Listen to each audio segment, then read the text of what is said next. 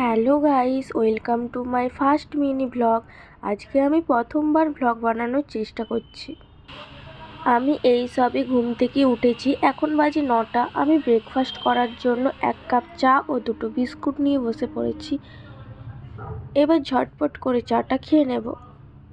চা খেয়ে এবার আমি বই নিয়ে পড়তে বসেছি, কারণ সামনেই আমার এক্সাম, তো আমি কিছুক্ষণ পড়ে নেব। এখন বাজে সকাল 10:30। ঠিক সেই সময় আমার বৌদিভাই টিফিন করার জন্য মুড়ি চাট করে দিয়ে গেল, সেটাই আমি খেয়ে নিচ্ছি। এখন বাজে দুপুর 2টো। আমি স্নান করে চলে এসেছি, এবার আমি লাঞ্চ করে নেব। লাঞ্চে আজকে মা রান্না করেছে মাছের ঝোল, এঁচোড়ের তরকারি। এটা দিয়েই আজকে আমি লাঞ্চ করব। তো বন্ধুরা, এখন বাজে সন্ধ্যা 7টা। আমি দুপুরে লাঞ্চ করে ঘুমিয়ে পড়েছিলাম, এই উঠলাম। আজকে সারা দিনটা এভাবেই আমার কেটেছিল। তো আজকের মতো টাটা, দেখা হচ্ছে পরের একটা মিনি ভ্লগ নিয়ে।